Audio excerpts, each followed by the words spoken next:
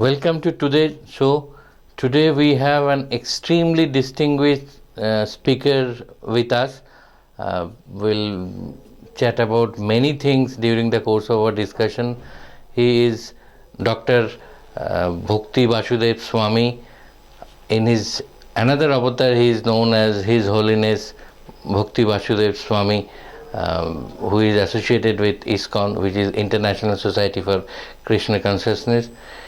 He is an extremely erudite and scholastic person who teaches at Minneapolis in the United States.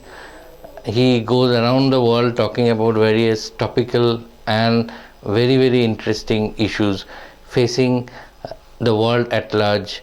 So we are extremely proud to have him amid us today. Welcome to the show. A pleasure. Maharaj. Since he can talk about many things and most of the things under the sun, so I'm sure we'll have a very informal, at the same time very insightful discussion. To start with, we know many of the countries, particularly in the third world and in the developing world as well, like countries like India, Bangladesh, Pakistan, they are often faced with the issue of financial fraud, corruption, etc. And one of the topics that you delve at large with is sonic therapeutic intervention for curbing financial frauds. So may I start with asking you, what is this sonic therapeutic intervention all about? Thank you. This is a very insightful question. Because as a management scientist, I conduct research, and this very research was focused on how transcendental sound vibrations can transform the individual in such a way that they become transcendental to the impulse of fraud intentions, fraud manipulations, etc. So here is the deal. According to the research, and the basic the format of the research was such that, in research we have methodologies like quantitative, qualitative, and mixed methods.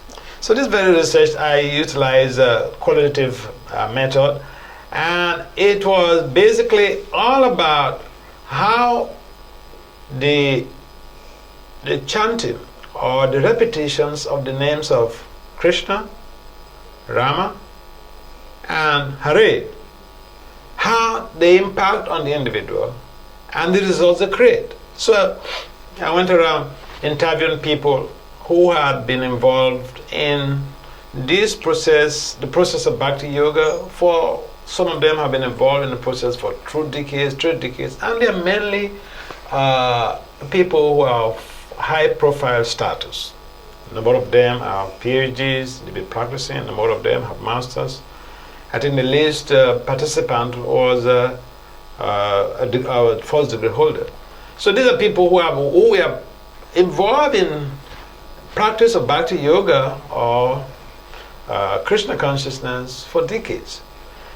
And when I conducted this interview, my research focus was on how the mantra, how the Hare Krishna, Krishna Krishna, Hare Hare, Hare Rama, Rama Rama, Hare Hare, how it has impact on their impulses. For instance, the desire to accumulate wealth overnight, and even to take the risk of stealing from your company.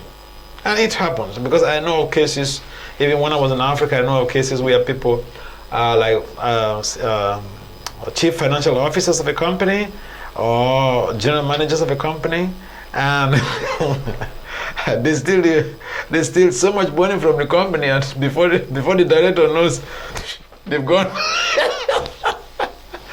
So what I found in this research was that the chanting enabled, one, post-conventional consciousness. Post-conventional consciousness is a platform or an awareness where you are on a particular level of awareness that you know this is not good, it's not good for the community, it's not good for me, it's a crime or it's an antisocial behavior, and you don't need anyone to tell you. You just completely ignore it. If even the opportunity is there for you to violate it, you completely ignore. In other words, the assumption is like you're so much aware of your environment, of the fact, aware of yourself, of the fact that you know someone is watching you. And not only that, you are aware that this is not good, it's not for the benefit of everyone involved, it's not for the benefit of the company, and you are treating the resources of the company as if it is your personal assets. You cannot steal from your own assets, boy.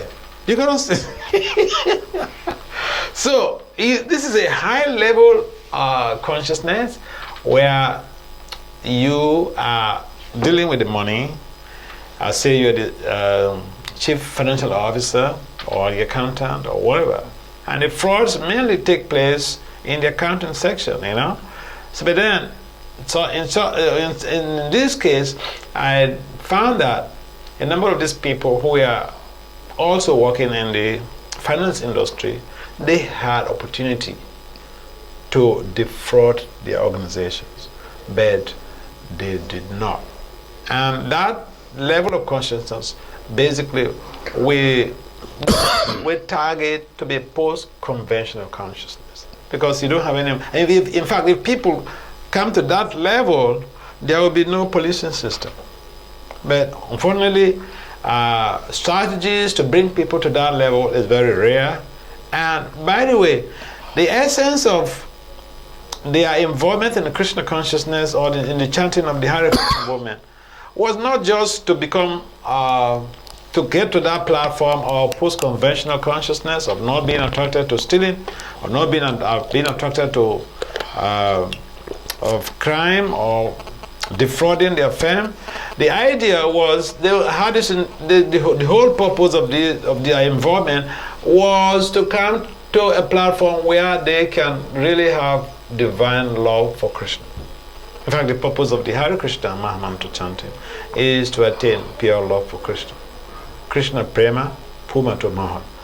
And this other thing of being free from the propensity to cheat, to steal, to defraud, these are just side effects. Just like any intervention in the secular world, allopathic medications, they have their side effects. They give you some good deal, good comfort, healing, recuperation, encouragements, but also they have side effects. I'll give an example: chemotherapy. People who have cancer, in most cases they undergo chemotherapy, but chemotherapy has terrible side effects. So my point is, whether it is an allopathic therapy or it is an Ayurvedic therapy, we do have some side effects. And in this case, this intervention, this Hare Krishna mantra intervention, the side effects are amazing. So this is one of the side effects that post-conventional consciousness, the person is not interested in stealing. He sees the assets as if it's his own and is there to protect them without anyone even worrying about what transpires or someone thinking negatively about it. No, it wasn't there. And then the other thing that came up in the research was that the people who were chanting for so many years, they have that type of awareness of the fact that they are different from this body. Because traditionally, we think that we are the bodies, so we see somebody and we evaluate them based on their physical features.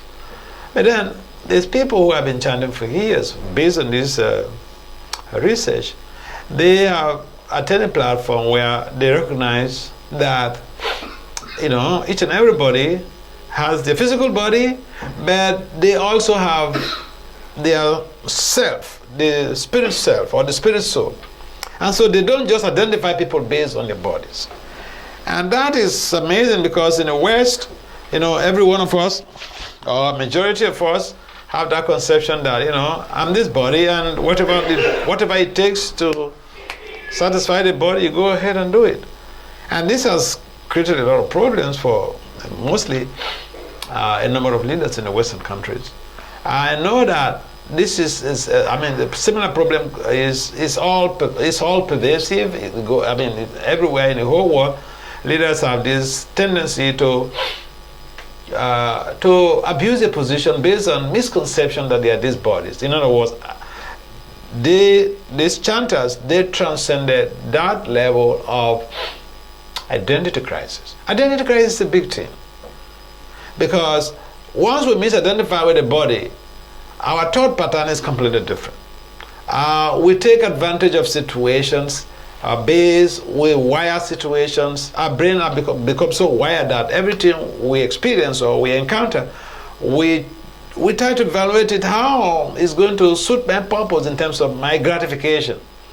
So the people, these participants of this very research, they had this high understanding, high conception, high realization beyond the physical body. In other words, they were completely they transcended the identity crisis. They were able to overcome that. And then they also had these spiritual values. Which means there are empirical evidences to prove that people who regularly chant, their life is less prone to to exploitation.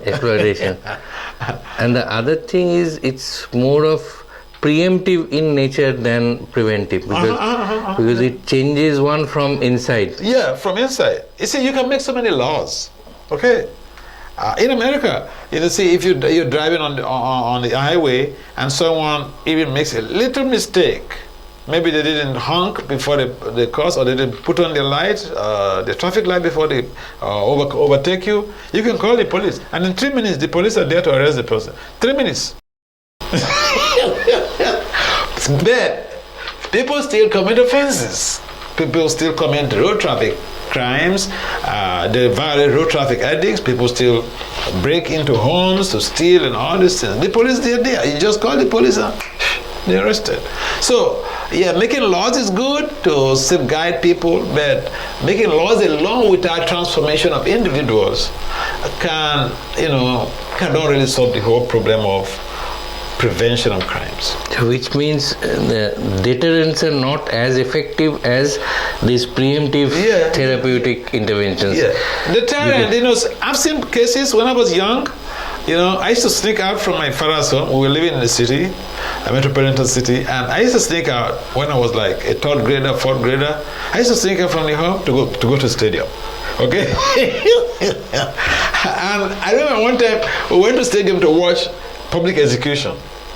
And so when they were executed for robbery, the law in the country at that time, that was in Africa, the law in that country at that time, it's being ruled by the military. And so they had these draconian laws that if you're involved in drug, you could be executed, or you commit armed robbery, you could be executed. So we went to watch. I was curious to see when people are being killed. So I went there with two of my cousins. Children, we get to the stage of exploration. So we went to the stadium and we watched the execution. People are being executed for robbery. Okay, so after the execution, we were going out from the stadium. Right at the gate of the stadium, people have seen how the consequences of stealing, being executed. But right at the gate of the stadium, police caught people picking pocket, stealing. So, in a Vedic language, we have this concept, pashyana pina pashyati. After even seeing, after hearing, it does not deter you from committing a crime. You can still go on. Oh yeah. So, this mantra meditation that the Hare Krishna are involved in, there's a lot of transformation that comes with that. And so in my research, I found that the elements of post-conventional consciousness and transcendence to identity crisis, and then spiritual values and self-control. These elements, when you conduct research in the literature, you find out in management sciences, you find that self-control, for instance, is an antidote to crime. Because in the general theory of crime, propounded by two criminologists, and they are Gottfriedson and Hitchie, in 1990, they developed this theory called the general theory of crime. And the general theory of crime basically stipulates that all crimes and antisocial behavior are due to low self-control. In other words, due to people who lack self-control. And in this research, one of the elements of the results was that the people who are chanting this Hare Krishna mantra, they develop high self-control. And so high self-control, post-conventional consciousness, and transcendence to identity crisis, they are enablers of completely being transcendental to fraud. Crimes. Then they enable complete anti-fraud prospects of life. And from there, we draw the conclusion that yes, because the antidotes of fraud or antidotes of crime are part of these results, and so this chanting enabled So is there any scientific basis of claiming that this is the particular mantra which is one goes on chanting and chanting, then there will be changes from within, or it can be any other chant for believers of other religion, other spiritual practices and all that? Yeah, in the management science literature, there are a number of researches that have been conducted regarding the use of sound or mantra meditation in, for instance, promoting mental health, or the use of mantra meditation in promoting willpower. People get into trouble because one reason, the willpower is very low. They have good intentions. I like to do like this, but then the willpower is not there. In fact, 80%. I was just reading some study. 80% of people. This was a study in America, according to the U.S. News. A study in America that was conducted. It shows how 80% of the participants failed to sustain their change initiative. During the New Year Eve, they took a vow, I'm not going to smoke again. But like few weeks elapse and then they fall back to the smoking.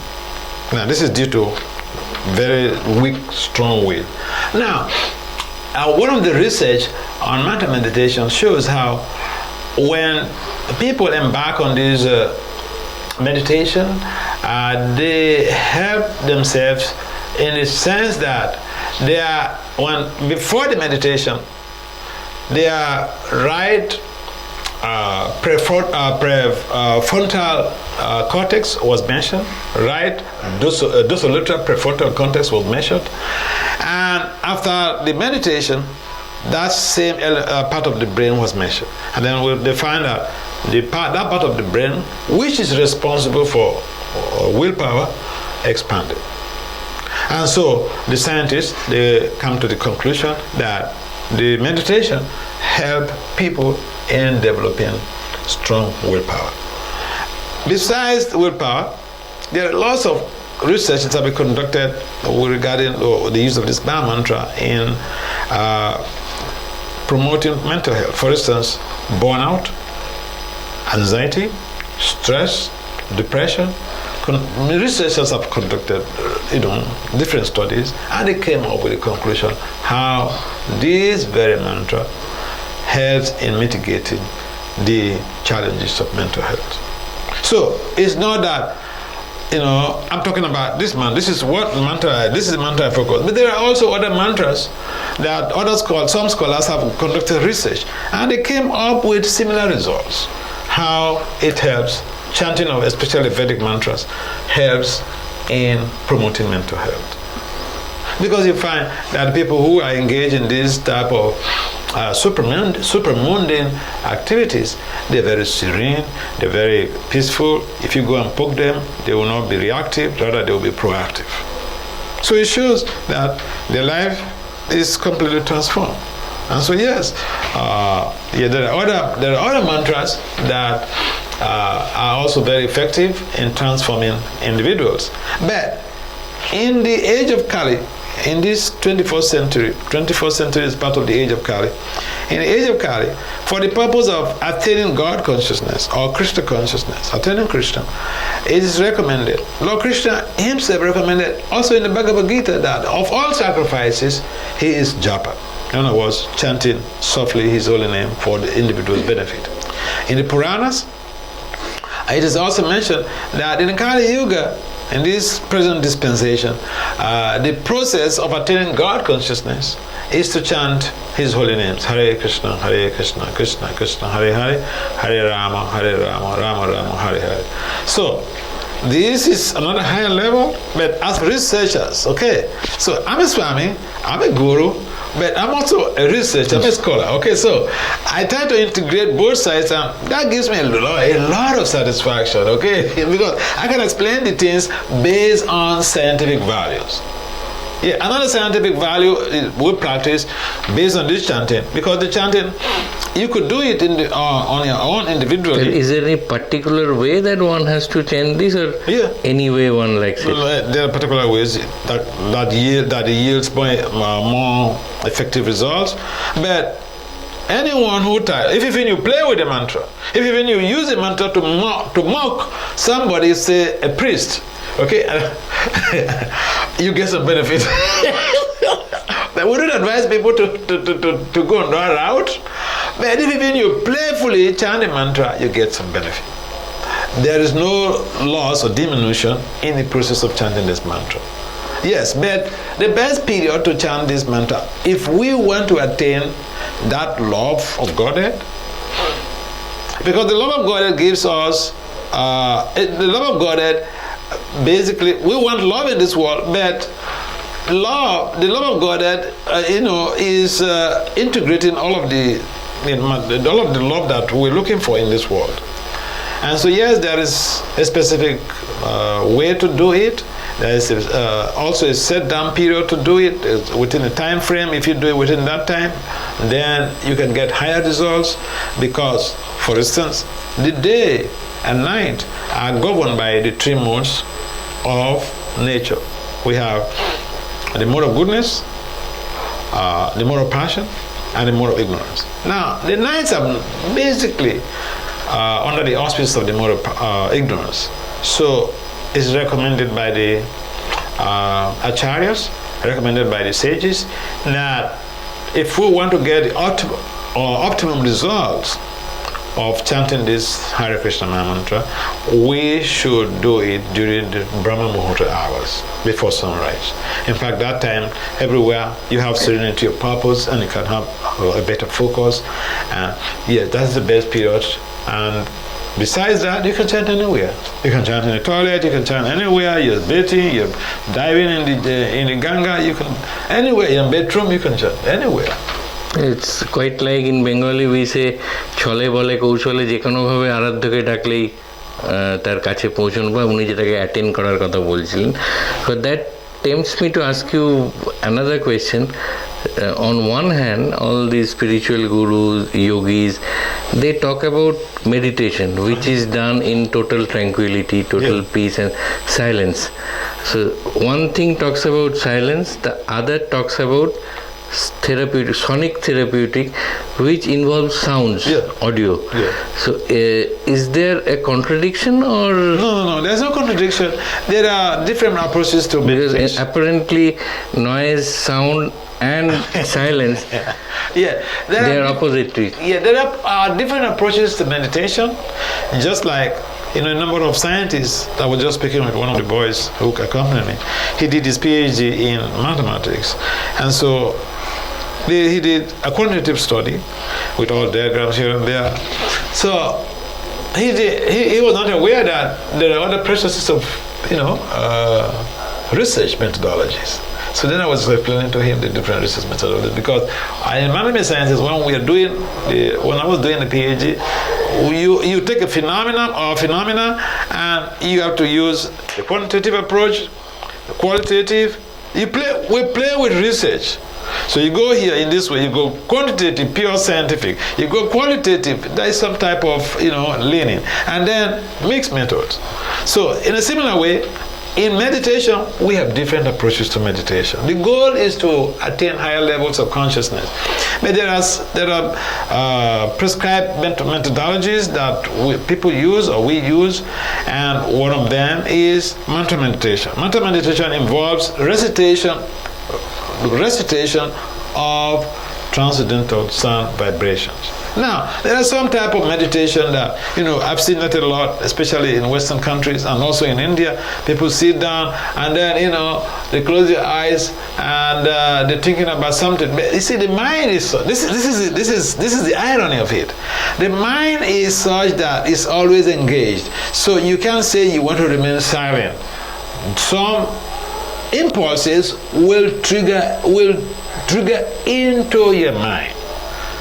And therefore, it is pertinent to mention that, yes, you can also do your meditation silently. For instance, you may do the chanting also silently from within, but it is recommended that you chant out, because then you are able to hear it. It creates a better, effective value. The impact is higher. Yeah.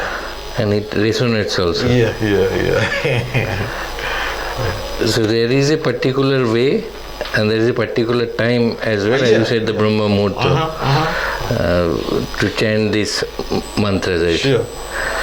So you can follow either doing meditation in total silence or doing chants. But this chanting, has it got anything to do with the breathing, normal breathing? Has it to be done with some breathing exercise as well? Yeah. See, what happens is that in previous ages, people do meditation. They go to the forest to embark on meditation. And then the first thing, it begins with physical exercises like breathing and all this type of stuff. Now, that helps. But, the physical exercises are also encapsulated in this chanting. First, and the breathing process is also encapsulated in the chanting. Because when you are really involved in the chanting, your breathing system is not normal. So you're chanting Hare Krishna, Krishna Krishna, Hare Hare, Hare Rama, Rama Rama, Hare Hare. You're not breathing like a normal person who is just doing some domestic job or official chores or whatever. So the breathing is also affected. It goes with the rhythm. Rhythm is different. Yeah. So it changes the breathing pattern also, and that helps you in creating a better focus. Yeah, but then in the prior ages where people do step-by-step meditation, you have to sit in a particular way, you have to use a deer skin or sit on a kusa grass or whatever. Yeah, those exercises are there. But you see, because that systematic approach was when people were living for like thousands of years. I know the case of Subari Muni, he did meditation for like over 50 years, 60-something thousand years. We can't live even up to 100 years. And so this method of meditation is given to us to expedite our process of attaining our ultimate goal, which is Krishna, pure love for Krishna. So there are different ways to do it, but essentially, in this very yoga, in this very process, in this very Kali yoga, it is not so demanding, and therefore we can chant anytime, anywhere, any place, but the best times are also prescribed. the best postures are also prescribed. So can this chanting be part of the normal breathing process as well? I mean, you don't have to do it very cautiously or deliberately, but it comes automatically and spontaneously. Yeah, it comes automatically and spontaneously. There are some little endeavor has to be there in terms of focus. You're chanting, Prabhupada, our founder of Charya, he emphasized that we should chant and listen to the sound that is coming out from our mouth, because that helps you, the individual meditator, in creating a positive spiritual change. So there are some preachers who say that there is a method which is popularly known as the Hamso method. Once you inhale, you go on saying so, and once you exhale, you say Hamso, or it could be other way around as well. Yeah. So, are these also in some way effective? Or?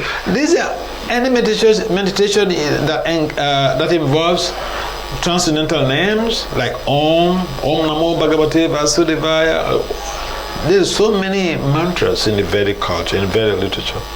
They all give you some results, but if you want to attain the Madhurya Ras or be associated with Madhurya Ras, it is recommended because this mantra is recommended because this mantra is having to do or is encompassing Krishna, Balaram, or Ram, and Radharani, an invocative form of Hare. And so, Radha and Krishna, they are one personality, but physically they are different, but one mind. Because when Krishna wants to have some rasa, he manifests Radha. So sometimes people have the misconstruement. They think, oh, why did Krishna have a girlfriend? Or why did Krishna have a wife? Or whatever. But it's the same person. It's what we call in Western culture, Father God and Mother God. So, the whole thing is such that these names, Hare, Krishna, Rama, they are the embodiment of these three personalities, Radha, Krishna, Rama. And so when we chant, we are actually creating our viable future to have an ingress into Goloka, because that is a resident of Krishna and Radha Krishna and Balaram. So when we chant these names, we're actually preparing for our future. And especially in India, where you people are so much blessed. Just to take birth in India, you know what that means? if Indians know what it takes to be born in India, they'll be crazy after spirituality. Unfortunately, in some cases, people have all of these assets, spiritual assets, but we're not able to take serious. We're not able to take things seriously. But the point is that these names are very powerful. And these names have transformed so many people. The names have changed hippies to happies, potheads to sadhus. So, what type of transformation you will find anywhere that will transmute potheads, drug addicts, to holy men, holy women? In fact, Prabhupada, when he was in America, the people need to hear this. When the founder of ISKCON was in America preaching, so one of the places that was really very, very rare for sadhus to preach. In America there are some places what we refer to as nudist homes, and nudist environments or nudist communities are such that men and women they live there nude. So these are like artificial renunciants. They come from wealthy families, educated families, but then they're like renunciants. They renounce all of the wealth and then they go to nudist homes. And Prabhupada even went to nudist home and made devotees there. He preached to them and then some of them followed it. So this is the transformative effect of the Hare Krishna mantra. It's just instant. He changed people's life. Look, I'll give you an example. My own case, I was not born in India, okay? But for the past 39 years, I've been involved in this process of chanting the Hare Krishna Maha Mantra. Yeah, I could do something else with my life. I have a PhD in management science with over 35 publications. I remember the other time when I was having an interview with one platform, and then those two guys, they became so curious. They said, "But how did you get here? With all your skills, how did you get here?" So, yeah, we do have what we call samskaras, and so when you're born, those past events that you've been involved in, they come along with you. And I remember my case, I was just yearning for understanding Indian philosophy right from third grade. And then I started buying some Indian books and started reading, and my father was scared. But there's nothing he could do. Where my son is heading. Yeah. So that he trusted me, okay? So he just was praying that Eventually allowed you to pursue whatever you want to. Yeah, exactly. He was very understanding guy. So yeah, my point is very transformative. The process is very transformative. What else can I how else can I describe it? It's so transformative. It had changed, a person like me, he was a militia, to what I am now today. So you hail from Nigeria, yeah, I was born settled in the States. I was born in Nigeria. I joined the Hare Krishna movement in Nigeria. I bought 2 literatures from one devotee. At that time, I was a young man working with the Department of Justice. And then I met this devotee, so I bought some 2 books. And I went to my home. I was living by myself, a different city from where my parents were living. So I read, the day I bought those books, I didn't sleep that night. I just used my time to read the whole books. And when I finished reading those books, all of the questions that were bothering me since my childhood, I asked a lot of questions when I was a kid. But, family members, they could not give me satisfactory answers. Teachers couldn't give me any answers. The pastors or priests in my church couldn't give me any answers. But I read those 2 books by Srila Prabhupada, and all the questions that were bugging me were answered. So I thought, I'm sure other people are suffering like me, lacking information, spiritual information. So let me join and help to spread this message to others. That was the motivation for me to join. So yes, I was born in Nigeria. So when I joined in Nigeria, then I got invited by some professors in America, political science professors, to come for their conference. And when I came to America, some devotees requested that I could stay in America to help with the preaching. So I stayed, and then that's how I became a U.S. citizen. And I've been living in America for almost 2 decades, yeah. So from Nigeria to the States, and then now you move around all over the world preaching these things. So you have seen different societies, different countries, and different types of human beings in different parts of the world. Yeah. So how is it that the level of fraud, level of corruption is different from one part of the world to another? And fraud is a general disease. As one may think that in America people are not involved in fraud, but my research was focused on America. Okay, we hear of third world countries, we have them in the news. Oh, this country, oh, that country, oh, that country. Traditionally, we don't hear about the West in the news for fraud. But there is also heavy fraud in Russia, in America, in England. So yeah, fraud is all pervasive. But the gradation is different. In some places it's highly sophisticated. And billions of dollars. Intelligent people do it in an intelligent manner. Yeah, in a sophisticated way. Yeah.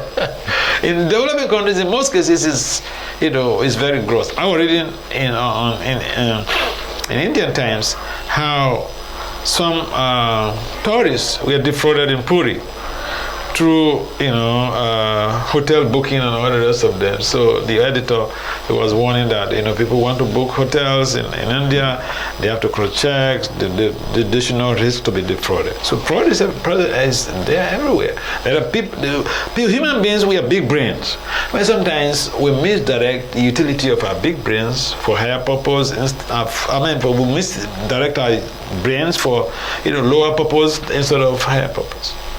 But in India, spirituality or religious things being the lifeline of Indian society, and with so many gurus all around, don't you think that, going by your logic only, that these chantings and these prayers, they change one from inside? Yeah. So level of fraud and criminality or crime should have been much lower.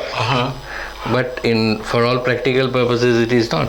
I've not studied India in terms of the fraud to make some comparative analysis, but fraud is very rampant in India.